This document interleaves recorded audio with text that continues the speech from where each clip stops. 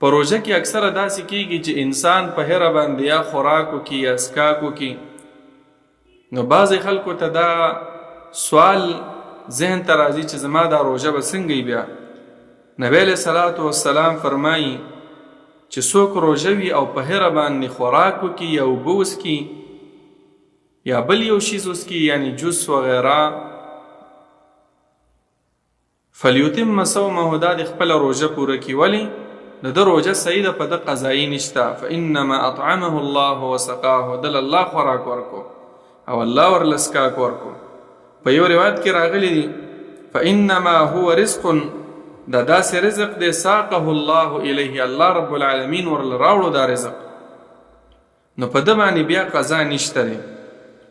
په یو روایت کې راغلی ابن حبان کې من افطر فی شهر رمضان ناسیا فلا قضاء علیه ولا کفارته، څوک چې په هره باندې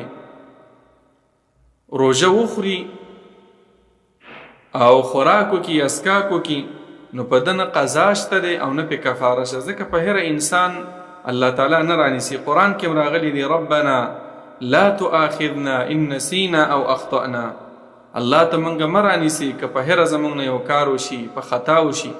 یو روایت کې داسې راغلی رفع عن امتی الخطأ والنسیان وما استکره علیه، زما امت نه چې په هره کم کار وشو، په خطا تې وشو، یا په زوره پې چا یو کار وکړ او زړه یې نه په زور یې راایسار کړې چې دا روژه در باندې وخوري او تا نه خوړله، نو په دغه صورت کې په تا باندې نه قضا شته او نه در باندې کفاره شته دی. اوس یو سړی دی هغه لګیا دی په هره باندې، د ده خیال نشته او د خوراک کې اسکاک کوي. عام دا مشهوره ده چې هلکه ده ته به نه وی چې خوراک مه کوه اسکاک مه کوه، دا خبره غلطه ده، بلکې امر بالمعروف به کې دی چې دی ناروا کار کوي، اگر چې په هره دی، اگر چې دته یاد نه دي، خو ناروا دی. او پیغمبر فرمایي من رأى منکم منکرا فلیغیره بیده، ناروا کارم چې ولیدو په لاس یې منع کوي، که په لاس نه په خوله به ورته وي چې هلکه ستا روژه ده چې هغه منع شي د دې کار نه.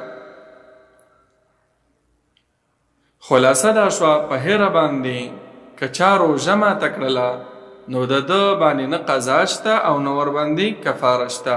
الله رب العالمین دې زمونږ او ستاسو ټولې روژې صحیح کړي او رب العالمین دې مونږ او تاسو ته د صحیح روژو نیولو توفیق راکړي.